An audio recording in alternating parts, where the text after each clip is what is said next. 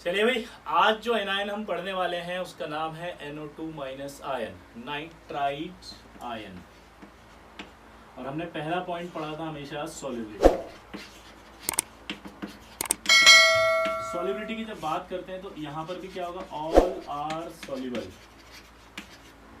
Accept AgNO2। यानी कि सिर्फ एक ऐसा सॉल्ट होगा इसका जो इनसॉल्युबल है, बाकी सारे के सारे इसके सॉल्युबल आएंगे। ठीक है, तो अब आप मेरे से जब बात करेंगे ना, जब हम पीपीटी रिएक्शन पढ़ेंगे तो आप डाउट पूछोगे सर बाकियों में तो आपने इतनी सारी पीपीटी रिएक्शंस पढ़ाई, लेकिन यहाँ पर आप इतनी सारी पीपीटी रिएक्शन नहीं पढ़ा रहे, एक ही पीपीटी रिएक्शन पढ़ाई। सर कहीं आप छोड़ तो नहीं रहे हो? तो भाई मैंने एक ही पढ़ाऊंगा ना, एक ही इनसॉल्युबल है तो एक ही आएगा, इससे ज़्यादा कहाँ से लाऊंगा? सानिध्य बाबू, समझ में आ रहा है आपको? ओए जो बोले सोनिहाल, सत श्री अकाल, समझ में आया तेरे को? पक्का? अगला देखो, टेस्ट।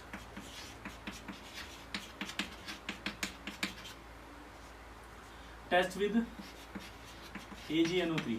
हम AgNO3 ले सकते हैं क्योंकि ये सॉल्युबल होता है। तो जब AgNO3 डालेंगे हम किसमें, NO2 माइनस में, तो आपके व्हाइट प्रेसिपिटेट ऑफ AgNO2 बन जाएगा। क्या बनेगा? White precipitate of AgNO2। और ये व्हाइट पीपीटी याद है सिल्वर का है, तो मैंने आपको बताया था ये सिल्वर के जितने भी होते हैं soluble in dilute HNO3 and ammonia solution, soluble in dilute HNO3 and ammonia solution. ओए चक द फट्टे सहजप्रीत सिंह, ओए समझ में आ रहा है तेरे को? पक्का? चलो, तो ये आपका test with AgNO3 test based on PPT हो गया। ठीक है, दूसरा टेस्ट बेस्ड ऑन रेडॉक्स।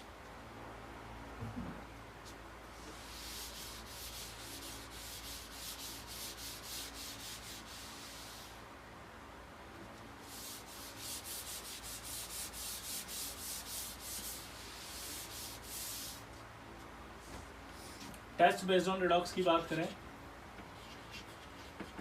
तो देखो ये NO2 माइनस है, ये NO2 माइनस जो है वो NO3 माइनस में भी जा सकता है। अगर कोई ऑक्सीडाइजिंग एजेंट आ जाए तो इसको कहाँ ले जाएगा वो, NO3 माइनस में।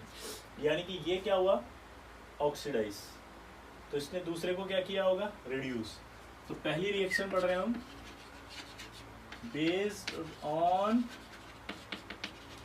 Reducing property. इस पर पढ़ रहे हैं हम बेस्ड ऑन रिड्यूसिंग प्रॉपर्टी, यानी कि ये दूसरे को रिड्यूस करेगा और खुद ऑक्सीडाइज्ड हो जाएगा। ये दूसरे को क्या करेगा, रिड्यूस, और खुद क्या हो जाएगा, ऑक्सीडाइज। ये सारी रिएक्शन हमने पढ़ी हुई है कि अगर MnO4 माइनस लें और NO2 माइनस उसमें डाल दें तो ये Mn+2 प्लस NO3 में आ जाएगा। ठीक है, कलर चेंज बताओ क्या था? पूनिया, अब की बार लापरवाही की ना तो पिट जाएगा, तो सोच लेना इसी कंप्यूटर के अंदर से आके निकल के वर्चुअली पिटाई लगा दूंगा तेरी। फटाफट बोल। ये आपका पर्पल कलर से क्या हो गया, कलरलेस। ठीक है, क्या हो गया, पर्पल से कलरलेस, लाइट पिंक।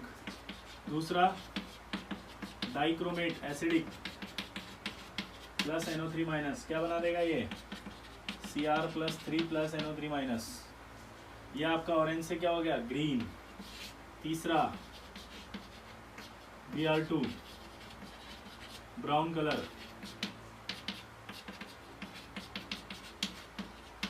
ये NO2 माइनस से रिएक्ट करेगा, ये 2 है बेटा, तो क्या बना देगा ये, Br minus NO3 minus. Observation याद है, ब्राउन कलर से कलरलेस हो गया था। ठीक है, Fe+3 जो येलो सॉल्यूशन था वो, और एक IO3 माइनस वो, उन दोनों से ये टेस्ट नहीं करता क्योंकि इसका इलेक्ट्रोड पोटेंशियल रेडॉक्स करने के लिए अलाउ नहीं करता है। ठीक है, तो ये 2 के साथ ही, ये 3 के साथ ही करेगा रिड्यूसिंग प्रॉपर्टी वाली बात। ठीक है, तो कौन कौन से बोले मैंने, Fe+3 के साथ रिएक्शन नहीं दे रहा है। हमने जब पुराने, याद है SO2 के अंदर रेडॉक्स पड़ी थी, 5 रेडॉक्स आई थी उसमें, MnO4 की, डाइक्रोमेट की, ब्रोमीन वाटर की, FeCl3 सॉल्यूशन की, और एक IO3 माइनस जिससे रिएक्ट करके I2 बनती थी, और वो I2 स्टार्च के साथ जाके डीप ब्लू कॉम्प्लेक्स बनाती थी। ये 2 के साथ नहीं दे रहा है क्योंकि इसका इलेक्ट्रोड पोटेंशियल अलाउ नहीं कर रहा है।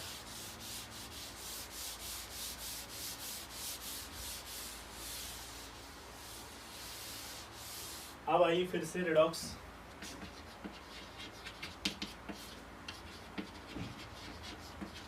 Based on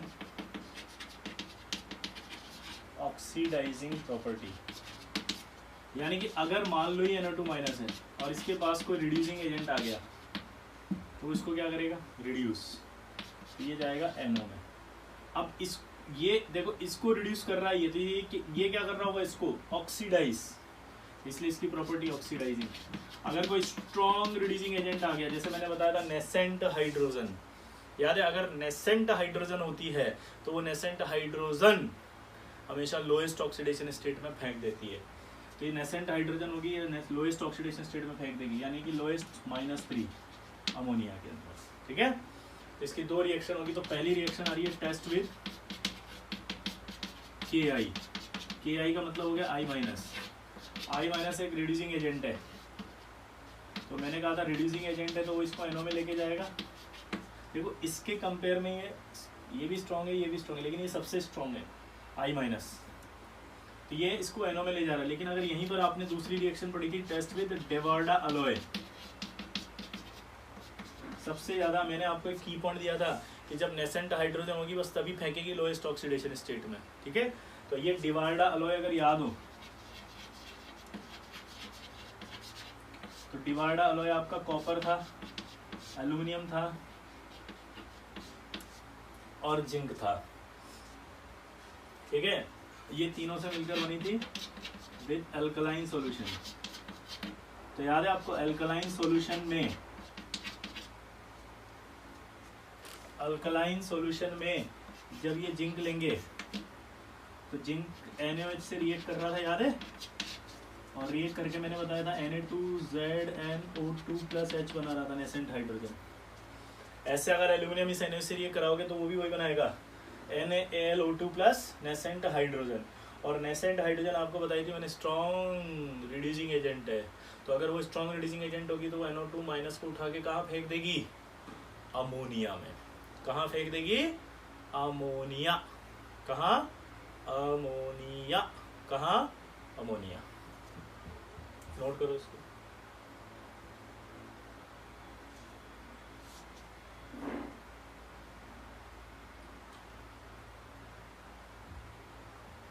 clear.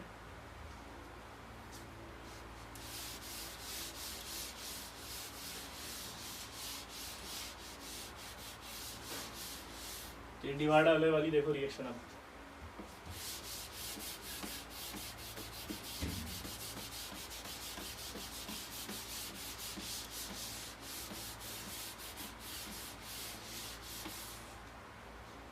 ठीक है, देखना जरा।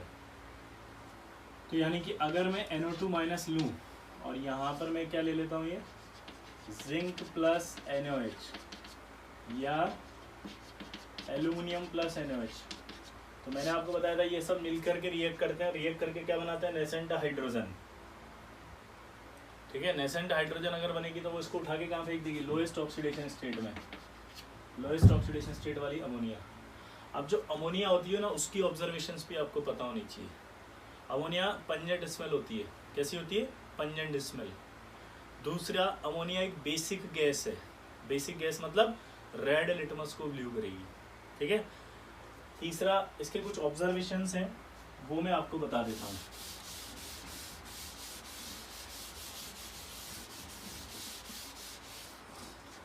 अगर हम अमोनिया को देखना जरा, ये अमोनिया है।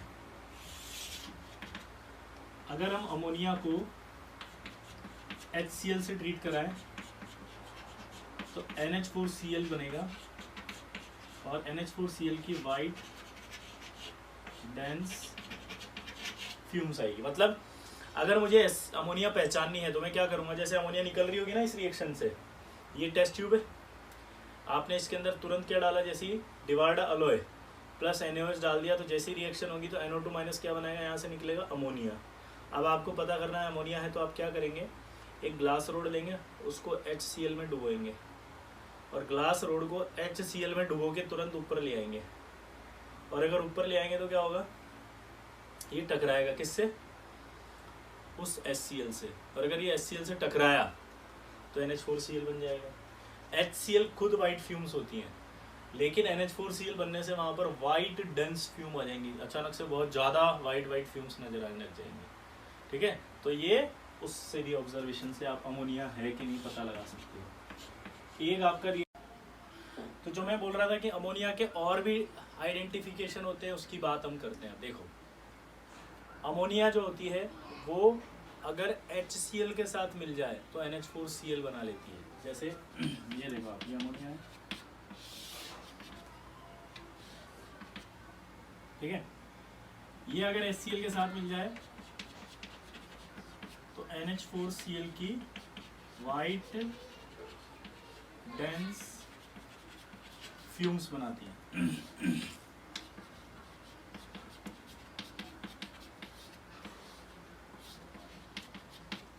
इसको बोलते हैं नेस्लर्स रिएजेंट।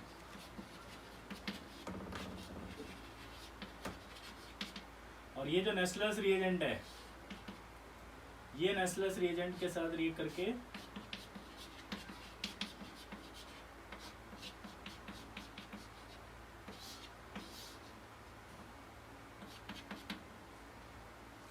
ये बनाता oxy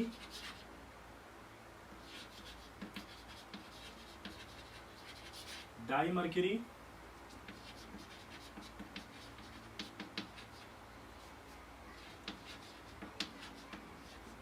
amino iodide, brown PPT. Oxy, ये रहा ऑक्सी, देखो इधर, ये ऑक्सी हो गया, ये डाइमर्करी हो गया, अमीनो आयोडाइड, दोबारा बोलो, oxy dimercury amino iodide, brown PPT, Nessler's reagent के साथ। नेस्लर्स रिएजेंट जो होता है वो K2HgI4, अगर सिर्फ अकेला लिखा हो तो नहीं होगा, उसके साथ यहाँ मीडियम क्या लिखा होगा, OH-। तो अगर ये मीडियम OH- लिखा हो तभी आपके क्या होगा, ये नेस्लर्स रिएजेंट, तभी क्या कहेंगे इसको, नेस्लर्स रिएजेंट। ठीक है, तो नेस्लर्स रिएजेंट के अंदर पास करे अगर अमोनिया को तो क्या बनाएगा वो, ब्राउन पीपीटी। कॉपर सल्फेट के अंदर अगर पास करें तो बनाएगा ये डीप ब्लू सॉल्यूशन। और इस कॉम्प्लेक्स का एक खास नाम होता है स्वेडिजर सॉल्ट। इस कॉम्प्लेक्स का नाम क्या है, स्वेडिजर सॉल्ट।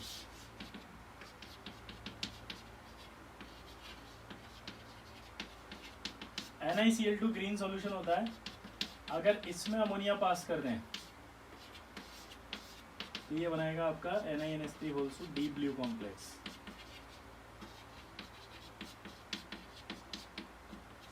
क्या बनाएगा ये, डीप ब्लू कॉम्प्लेक्स। अब दोबारा से समझो, अमोनिया, अब मान लो जैसे आपका ये NO2- है, ये NO2- और इसके अंदर अपन ने क्या ऐड किया, डिवार्डा अलॉय, और फिर डाल दिया एल्कलाइन मीडियम। तो Devarda alloy react with alkaline medium, nascent hydrogen produce करेगी। वो जो नेसेंट हाइड्रोजन बाहर निकलेगी, वो नेसेंट हाइड्रोजन इस NO2- को अमोनिया में कन्वर्ट कर देगी। तो यहाँ से अमोनिया बाहर निकल रही है। अब हम क्या करते हैं, ग्लास रोड लेकर आते हैं HCl में डुबो के, और वो यहाँ ले आते हैं। HCl की खुद की वाइट फ्यूम्स होती हैं, अमोनिया उससे टकराती है, रिएक्ट करके बनाती है NH4Cl, और NH4Cl की फिर वाइट डेंस फ्यूम हो जाती है। कैसी हो जाती है वो, वाइट डेंस फ्यूम, बहुत ज़्यादा वाइट हो जाती है। तो अमोनिया हो गई कंफर्म, इसका मतलब वो गैस। नेस्लर्स रिएजेंट से पास करो तो ये बनाता है, इसको बोलते हैं ब्राउन पीपीटी। कॉपर सल्फेट से पास करो तो डीप ब्लू सॉल्यूशन, और उससे भी पास करो तो डीप ब्लू सॉल्यूशन। तो एक सवाल बनेगा कि क्या अमोनिया से आप कॉपर कैटायन और निकल कैटायन को आइडेंटिफाई कर सकते हो, तो आंसर है नो। क्यों, क्योंकि अमोनिया इसके साथ भी डीप ब्लू देगी, इसके साथ भी डीप ब्लू देगी। तो आपको कैसे पता चलेगा कि कॉपर है या निकल है, क्योंकि दोनों ही डीप ब्लू दे रहे हैं। तो अमोनिया से निकल और कॉपर को आइडेंटिफाई नहीं किया जा सकता। तो ये हो गई आपकी रेडॉक्स रिएक्शन।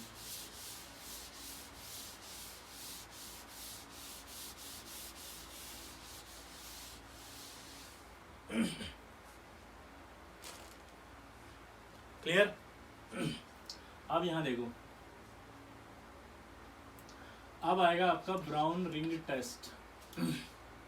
ठीक है, ब्राउन रिंग टेस्ट जो होता है, मैं एक्चुअली टेस्ट विद एसिड इसी में पढ़ाता हूँ, लेकिन आपको लग रहा होगा कि टेस्ट विद एसिड नहीं पढ़ाया, तो मैं अभी पहले वही पढ़ा देता हूँ, नहीं तो बाद कंफ्यूजन आ जाए। टेस्ट विद एसिड देखो, यह आपका NO2 माइनस है, इसमें आपने एसिड डाल दिया, तो ये आपका HNO2 बनेगा। HNO2 बनता है पहले,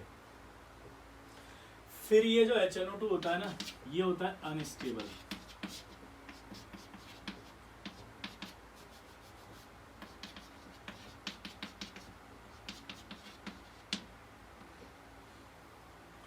ये NO और HNO3 में टूट जाता है। अब देखो, अब ये डिस्प्रोपोर्शनेट हुआ कि नहीं हुआ?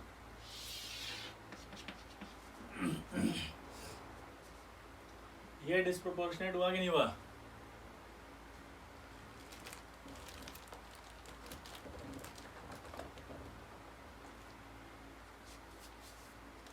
ये डिस्प्रोपोर्शनेट हुआ कि नहीं हुआ? तो ये टूट गया। ये जो NO होता है, फिर ये एयर के कांटेक्ट में आता है,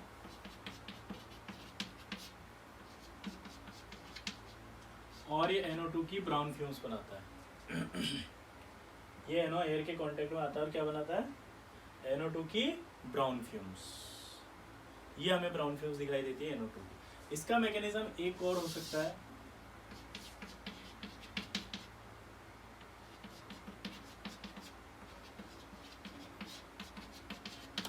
ये HNO2 बना, ये HNO2 टूट करके N2O3 प्लस H2 में जाता है, और ये N2O3 टूटता है NO और NO2 में, और ये NO फिर हाफ O2 से रिएक्ट करके NO2 की ब्राउन फ्यूम्स देता है। अब यहाँ पर ध्यान सुनना, इससे रिएक्ट करा, ये बना, ये अनस्टेबल होता है, इसलिए टूट गया NO प्लस HNO3 में, यानी कि डिस्प्रोपोर्शनेट हो गया ये।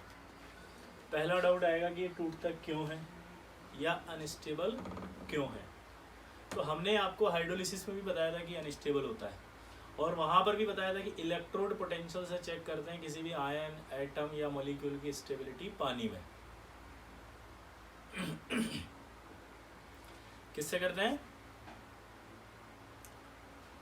बोलो, किससे करते हैं? Electrode potential. तो वो इलेक्ट्रोड पोटेंशियल सफिशिएंट नहीं होता, इसलिए टूट जाता है। तो ये NO में टूटेगा और NO के कांटेक्ट में आके NO2 बनाएगी। तो ये एक मैकेनिज्म हो गया। दूसरा मैकेनिज्म ये होता है कि जब इससे रिएक्ट करेगा तो HNO2 बनेगा। ये HNO2 पहले टूटता है N2O3 में, दोनों एक ही बात है। N2O3 होता है NO प्लस NO2 की ब्राउन फ्यूम्स निकलती है, वो थोड़ी देर बाद डेंस हो जाती है।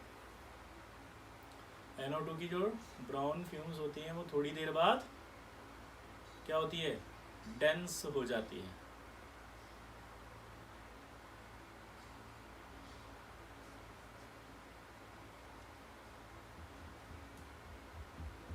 ये डेंस हो गई, NO से रिएक्ट करके NO2 बना लिया। क्लियर? तो ये टेस्ट विद एसिड आ गया।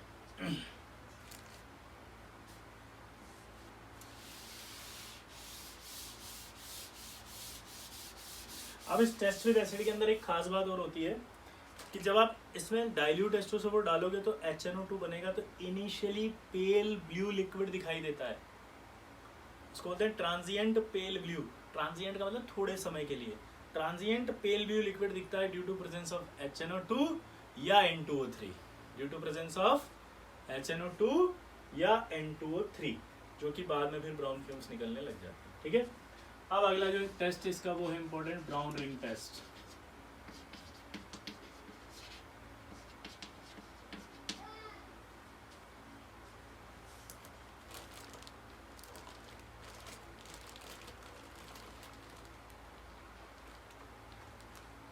ब्राउन रिंग टेस्ट बहुत इंपॉर्टेंट टेस्ट है, इसमें से सवाल आते हैं। देखो जरा कैसे,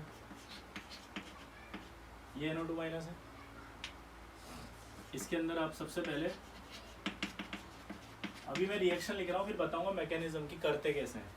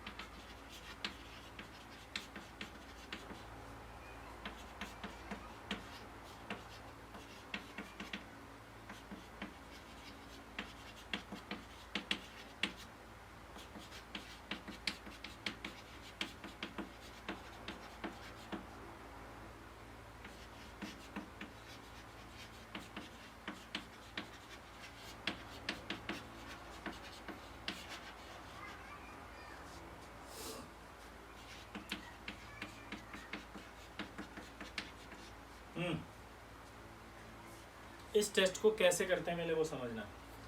ये आपने एक टेस्ट ट्यूब ले ली, इस टेस्ट ट्यूब को लेने के बाद इसमें हो सकता है कि NO2 माइनस हो, तो सोडा एक्सट्रैक्ट सॉल्यूशन है इसके अंदर। क्या है?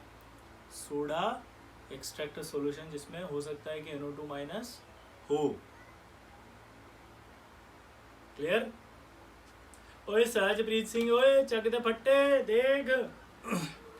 तो इसके अंदर हमने क्या डाल दिया? सबसे पहले फ्रेशली प्रिपेयर्ड FeSO4 डाला।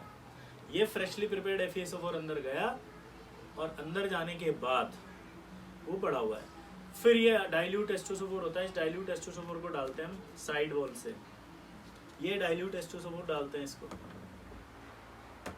जब ये डाइल्यूट H2SO4 जाता है ऐसे ऐसे ऐसे ऐसे ऐसे ऐसे, तो जहां पर ये लिक्विड है वहां टकराता है और टकरा के एक रिंग बन जाती है ऐसे।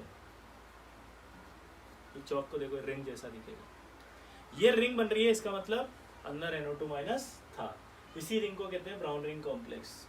और इस रिंग का फॉर्मूला होता है ये FeH2O5NO सल्फेट। इसी का फॉर्मूला है ये FeH2O5NO सल्फेट। कोऑर्डिनेशन में इसके बारे में सारी कहानी बताई थी, याद हो तो।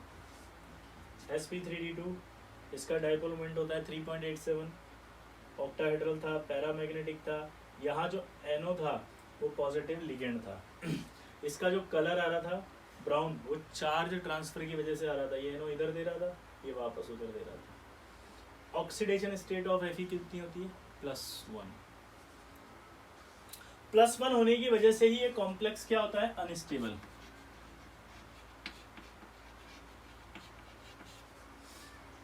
यानी कि अगर देखो आप, जैसे ये टेस्ट ट्यूब है और ये अपना हाथ है, अगर मैं हाथ को गर्म कर लूँ अपना, जितना मैं सहन कर सकता हूँ उतनी हीट, और उस गर्म हाथ से फिर मैं इस टेस्ट ट्यूब को ऐसे पकड़ लूँ, तो ये रिंग टूट जाएगी। ये रिंग टूट जाएगी। ये रिंग टूट गई, देखो आप।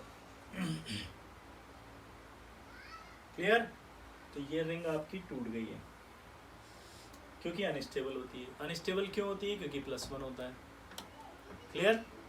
तो +1 चार्ज की वजह से ये टूट। अब सवाल ये आता है पहला कि आपने फ्रेशली प्रिपेयर्ड क्यों लिया? तो सुनो, फ्रेशली प्रिपेयर्ड FeSO4 इसलिए लिया क्योंकि FeSO4 की एक प्रॉपर्टी है कि FeSO4 is a good absorber of NO। ये NO को एब्जॉर्ब करता है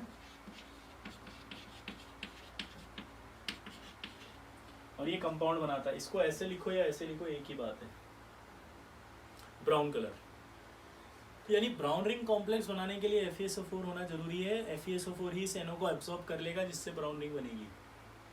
अगर आपने फ्रेशली नहीं लिया, यानी कि पुराना लिया जो पहले से पड़ा था, तो उस पुराने वाले के साथ एक प्रॉब्लम है कि वो पुराना FeSO4 यानी FeSO4 में Fe+2 में है, और Fe+2 ऑक्सीडाइज हो जाता है एटमॉस्फेयर में Fe+3 में।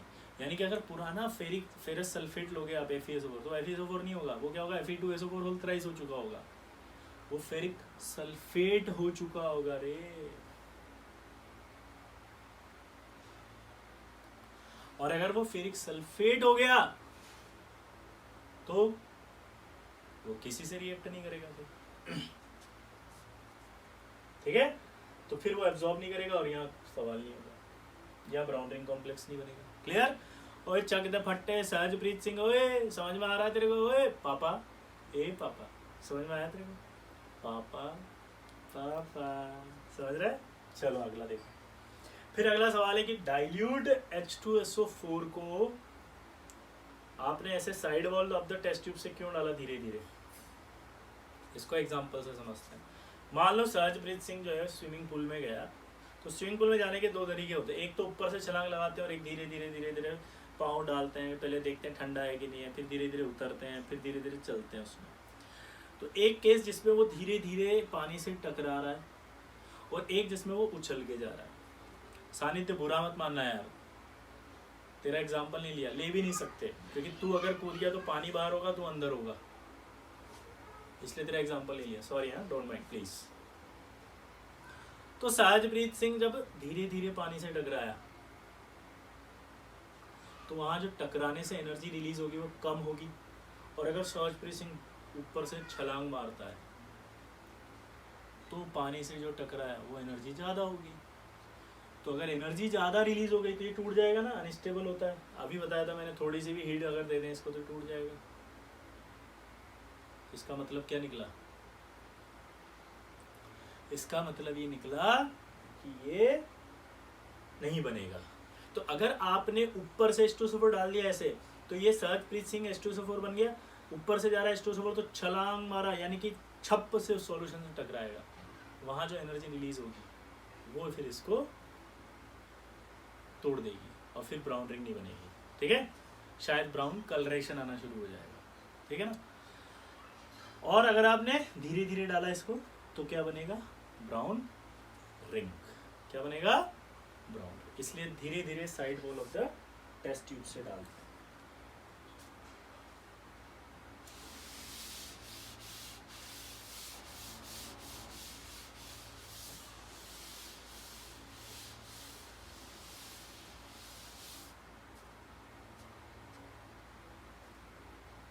क्लियर?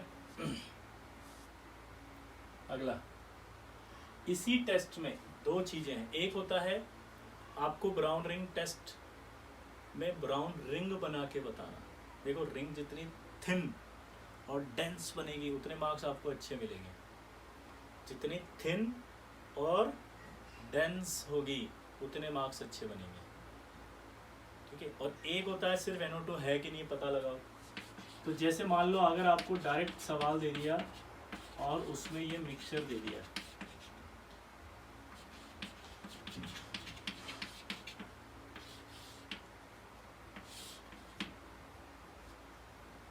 मतलब आपसे क्या कहा है? मिक्सचर। ये देखो, अब ये सॉल्ट है और मेरे को कहा है सॉल्ट के अंदर नाइट्राइट है कि नहीं, ये बताओ।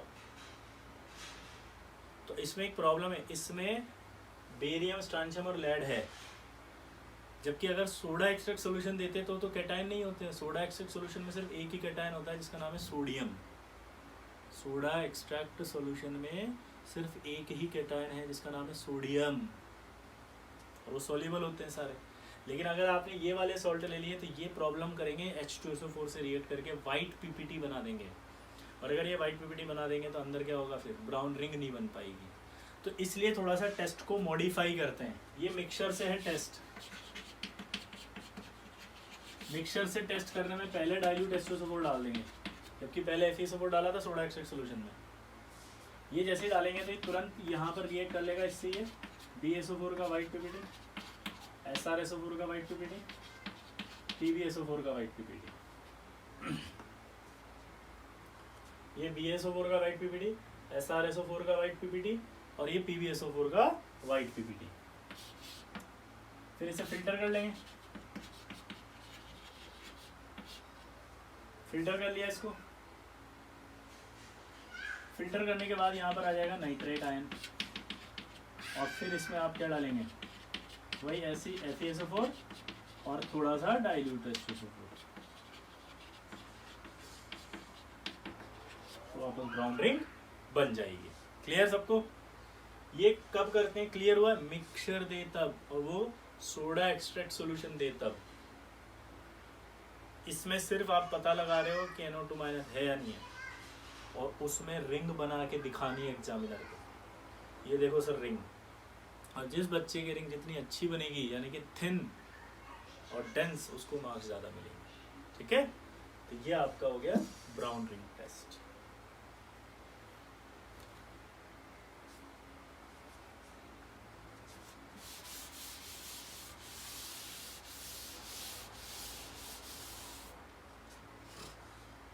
क्लियर? अब ब्राउन रिंग टेस्ट के बाद एक ऑर्गेनिक का टेस्ट है जिसका नाम है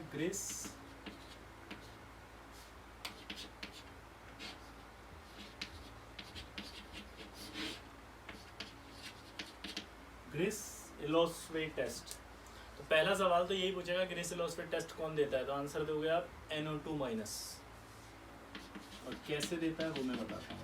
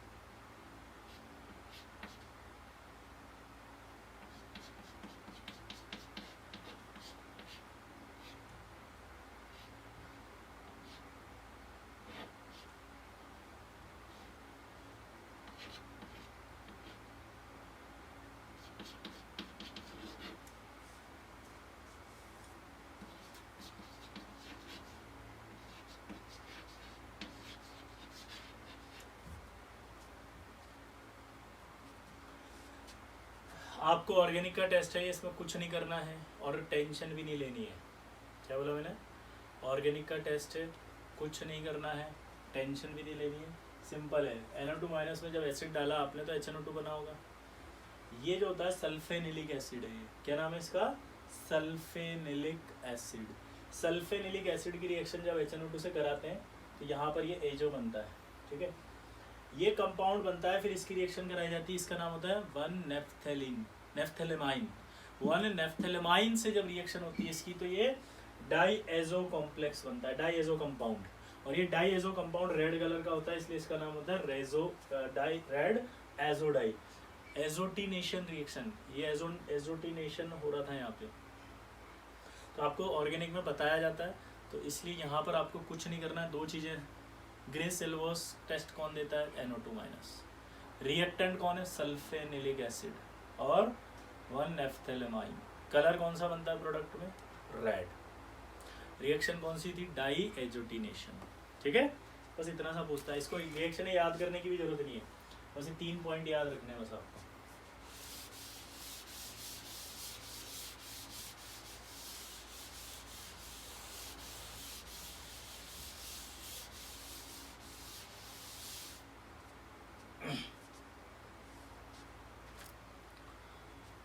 तो ये वाली रिएक्शन आपकी इंपॉर्टेंट थी, होगी। अगली रिएक्शन देखना। अगली जो रिएक्शन आती है वो आती है ऑर्गेनिक की ही। टेस्ट है बेस्ड ऑन HNO2। किस पर बेस्ड है ये टेस्ट? HNO2 पर। ये HNO2 को हम ऐसे भी लिख सकते हैं, देखो मैं यहाँ पर चाहूँ तो ये टेस्ट ना पढ़ाऊँ, हमारे टेस्ट खत्म हो गए, लेकिन ये जरूरी होते हैं क्योंकि पैराग्राफ जब बनते हैं ना तो उन पैराग्राफ में ये हिंट के तौर पर दिए जाते हैं, और अगर ये हिंट के तौर पर दिए जाएंगे तो फिर आपको हिंट पकड़ने में आसानी रहेगी, इसलिए ये पढ़ा रहे हैं। जैसे पहला टेस्ट है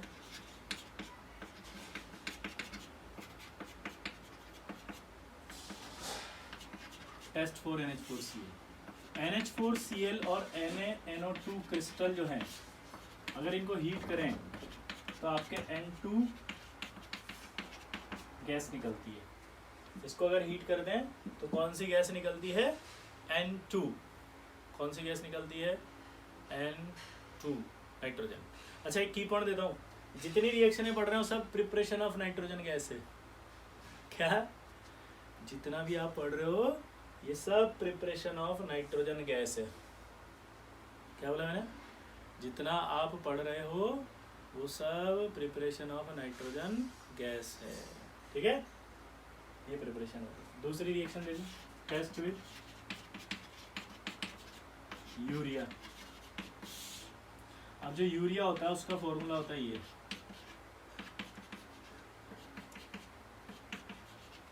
अब इस HNO2 को इस पर बिठाना है आपको।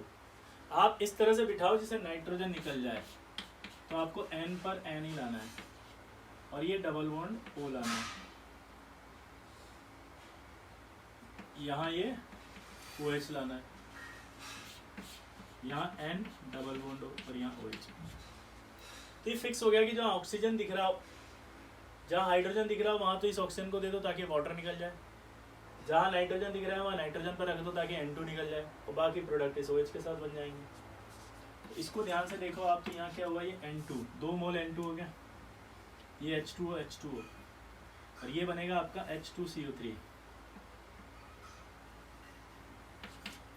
H2CO3 को हम CO2 प्लस H2O में लिख सकते हैं। H2CO3 को हम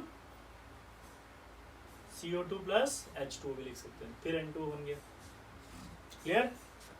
अगली रिएक्शन देखो, टेंशन मत लेना, ये प्रोडक्ट देखने बस इसके, सिंपल सिंपल। क्या बोला मैंने? प्रोडक्ट्स देखने हैं बस, सिंपल सिंपल।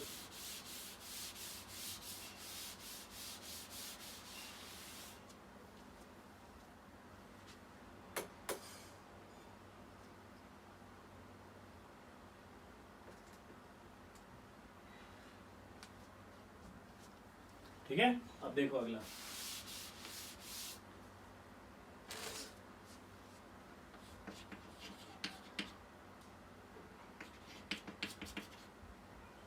टेस्ट विद, ये हुआ था आपका यूरिया से। अगला आपका रिएक्शन आ रहा है RNH2 से, प्राइमरी एमाइन।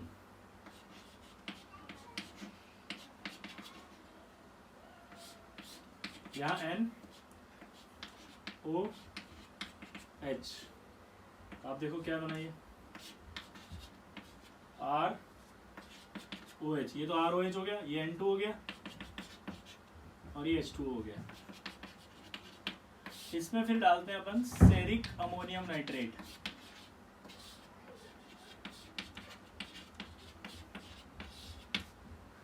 क्या डालते हैं? Ceric ammonium nitrate. ये ऑरेंज रेड कलर का होता है और रेड कलर कंपाउंड बनाता है। यह आपने ऑर्गेनिक में पढ़ा होगा 1 डिग्री अल्कोहल का पता लगाने के लिए। क्या पढ़ा होगा? 1 डिग्री अल्कोहल का पता लगाने के लिए। क्या पता करने के लिए बताओ? 1 डिग्री अल्कोहल। ठीक, ये इंपॉर्टेंट रिएक्शन है। इसमें एक सवाल आया था ओलंपियाड में कि coordination number of cerium +4 in ceric ammonium nitrate. क्या पूछा आपसे, बताओ जल्दी इसने, कि सेरिक अमोनियम नाइट्रेट में सानिध्य पापा सीरियम +4 का कोऑर्डिनेशन नंबर बताओ। चलो सोचो, आंसर बताओ। आंसर 12। ये इसीलिए बता रहा हूं क्योंकि आपको पता नहीं चलेगा नहीं तो। ठीक है, ओलंपियाड में आउट ऑफ सिलेबस थोड़ा सा आ जाता है, इसलिए ओलंपियाड में आया था ये। यहां पर एक खास बात ये पता है कैसे, आपको याद हो तो आपको नाइट्रेट जो था वो मैंने बताया था कि फ्लेक्सीडेंटेड लिगेंड है। फ्लेक्सीडेंटेड है तो बाइडेंटेड भी हो सकता है ना। ये यहां पर ये एक्ट कर रहा है एज ए बाइडेंटेड, तो आपको ये याद रखना पड़ेगा क्या, कि ये बाइडेंटेड की तरह बिहेव कर रहा है। क्या याद रखना पड़ेगा बताओ? ये बाइडेंटेड की तरह बिहेव कर रहा है।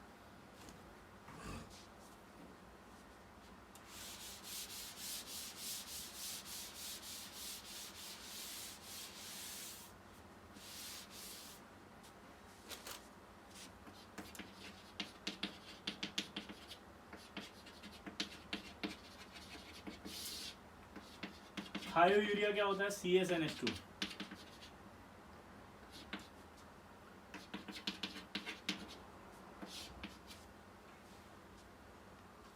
ये रहा आपका CSNH2 NH2 और ये HNO2।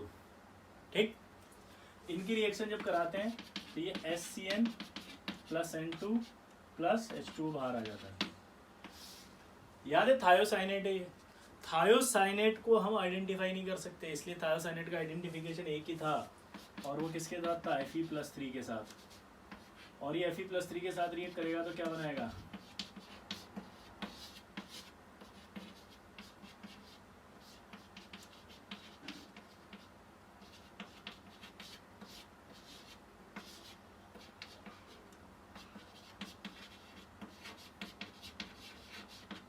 ब्लड रेड कलर, खूनी लाल। याद आया? तो ये थायोयूरिया से रिएक्ट करके आपका थायोसाइनेट बनाता है, लेकिन थायोसाइनेट का अपना खुद का आइडेंटिफिकेशन नहीं होता, इसलिए वो रिएक्ट करता है Fe+3 से, और Fe+3 से रिएक्ट करके ये ब्लड रेड कलर बनाता है। नोट है इंपॉर्टेंट कि इस टेस्ट को करते समय आपको पता होना चाहिए कि थायोसाइनेट एब्सेंट होना चाहिए। यहाँ पे पूछोगे, देखो थायोयूरिया है, उसकी रिएक्शन करा इससे, तब जाके बनाना ये, और ये इससे टेस्ट दे रहा है तो खूनी लाल आ रहा है। खूनी लाल देखने से पता लगा कि ये बना होगा और ये बना होगा, तो पता होगा कि ये होगा तभी बना होगा, तो ये है, पता लग गया। लेकिन अगर ये ऑलरेडी प्रेजेंट होता तो फिर कैसे पता चलता? ये तो ये खुद ही दे देता अपना टेस्ट, तो हमें NO2 का टेस्ट नहीं आता ना। तो इसलिए थायोसाइनेट एंड एक और आयोडेट मस्ट एब्सेंट, ये परमानेंटली नहीं होने चाहिए, मतलब ये एब्सेंट होने चाहिए तभी ये टेस्ट आएगा, वरना ये टेस्ट नहीं आएगा। क्या बोला जल्दी बताओ? वरना ये टेस्ट नहीं आएगा। ठीक है,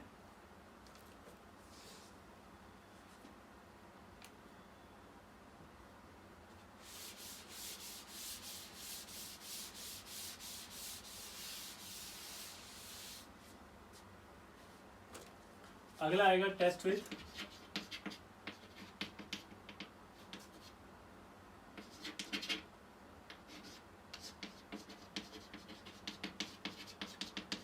सल्फामिक एसिड।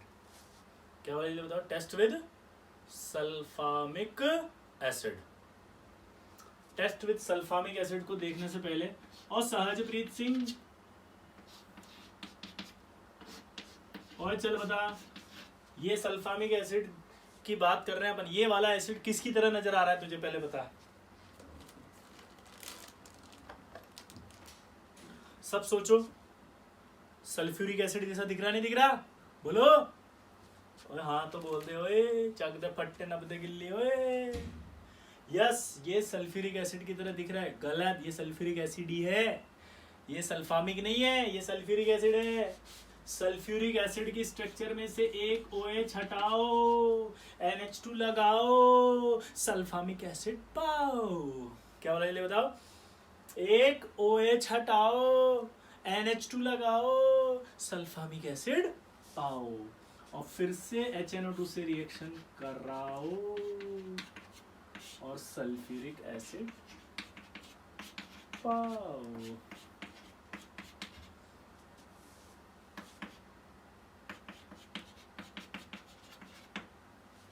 ये N2 निकल गया, ठीक है। अब जितनी भी रिएक्शंस हमने पढ़ी है ना, उनमें एक खास बात थी कि जब N2 बनती है तो उसके साथ साथ ट्रेसेस ऑफ नाइट्रेट भी बनते हैं। ये वाली लाइन को इंपॉर्टेंट है, अंडरलाइन करके लिखना अच्छे से। क्या? ट्रेसेस ऑफ नाइट्रेट भी बनते हैं। क्या बोला जल्दी बताओ? ट्रेसेस ऑफ नाइट्रेट बनते हैं सारी रिएक्शंस में, बट इन दिस रिएक्शन